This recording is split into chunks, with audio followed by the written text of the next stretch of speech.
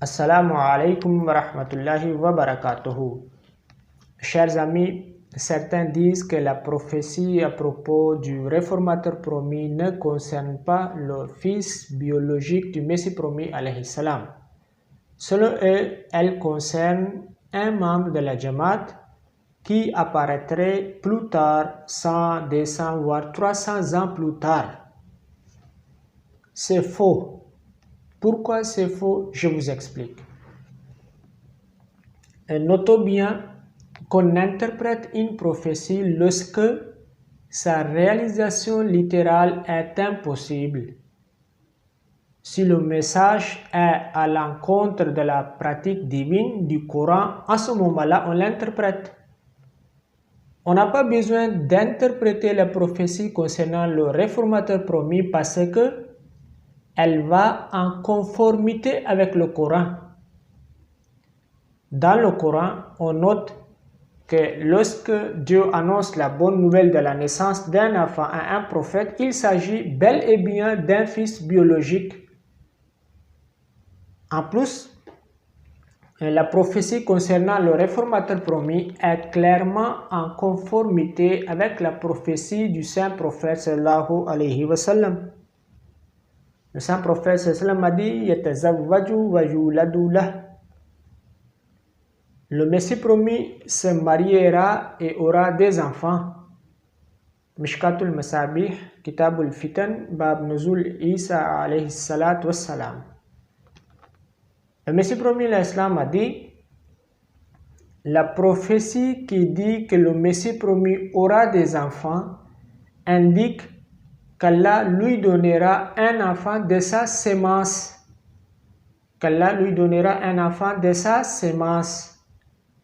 Il lui succédera et propagera l'islam.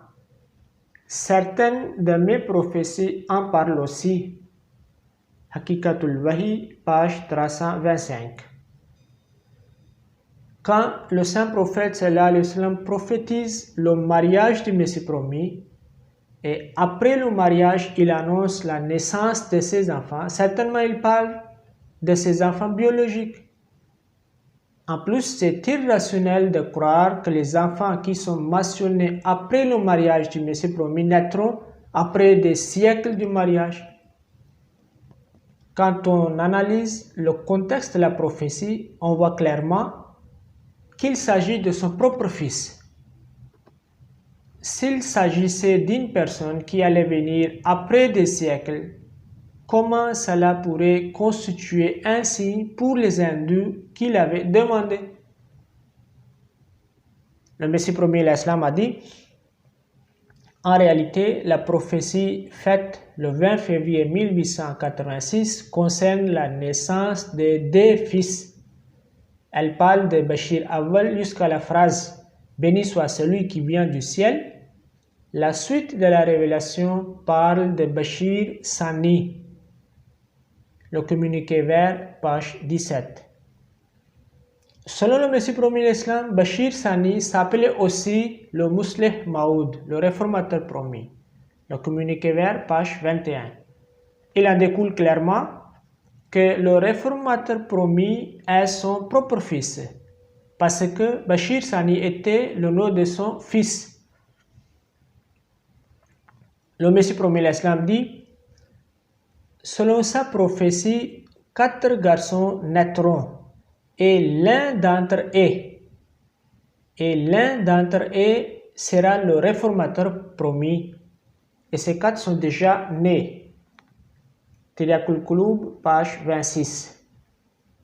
Et il dit, selon les prophéties, certains garçons mourront, mais l'un sera guidé parfaitement de la part de Dieu. Aïna Kamalat Islam, page 305. À la lumière des hadiths et des paroles du Messie promis l'Islam, on comprend clairement qu'il s'agit de son fils biologique.